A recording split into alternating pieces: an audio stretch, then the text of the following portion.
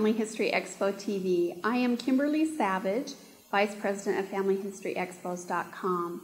Today we have Kaiti Poehlmann. She's attending the Family History Expo. Kaiti, we are so excited to have you here. You were only able to attend today, but tell us about some of the classes that you've attended.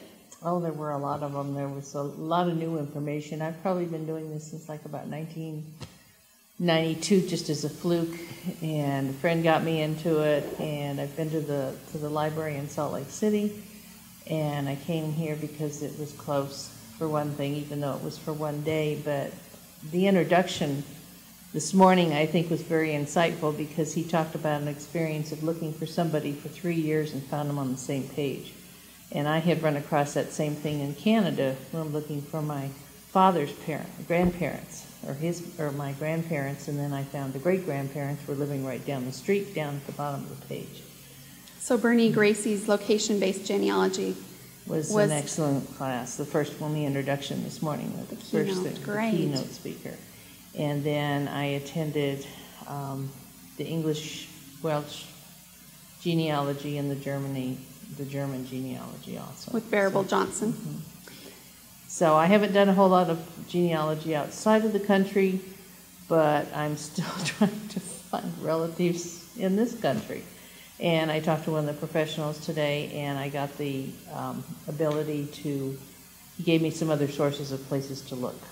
So was that at the ASCAPro booth? That was at ASCAPro booth, and what it was is it's basically this one side of the family has been the brick wall from day one, because the grandfather's parents were divorced and his parents' parents were divorced, and nobody seems to have any record of any names or anything. And then the other day I found a letter that has a couple of names listed that might possibly, so now I have new sources. But with all the information that was given today, I feel like my brain is fried. I want to go home and get on the computer. And you were telling me that you're going to probably be up all night. No, I don't think so. Not tonight. But it's giving me new sources to go to.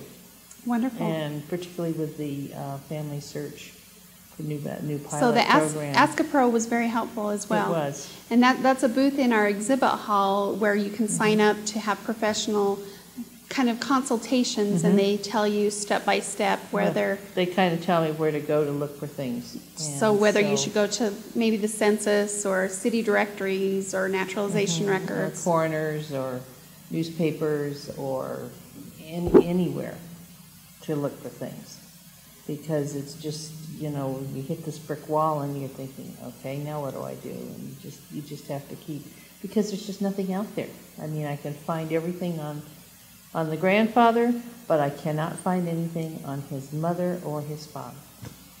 So breaking down those brick walls. So hopefully I'm going to be able to break this brick wall. That's great. So I've enjoyed. So are there any tips that you've learned today that you'd like to share with us?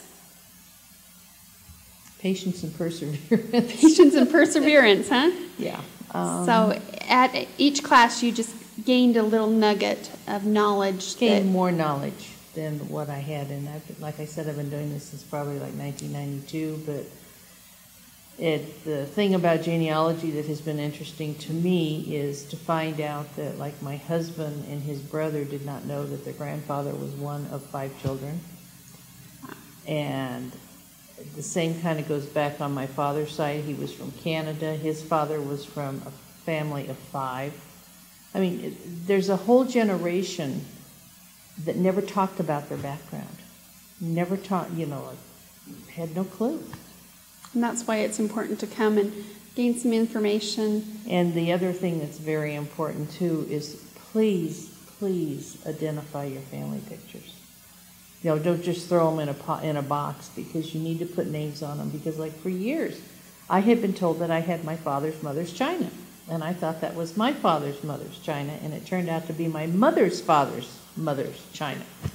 So it's on the whole different side of the family. So it's been interesting, but this is very worthwhile. And I thank Holly, because I've been to a couple of her classes before. Wonderful. I went to her class for a week in Salt Lake City, and when I came out of there, for the retreat. research at the library there. And then That's to be 5 able- days with a professional. Oh, yeah, and that blows your mind too, because starting out, and you just start out, and it's just like, okay, where do I go? Who do I see? Where do I start? And so this has been a great help.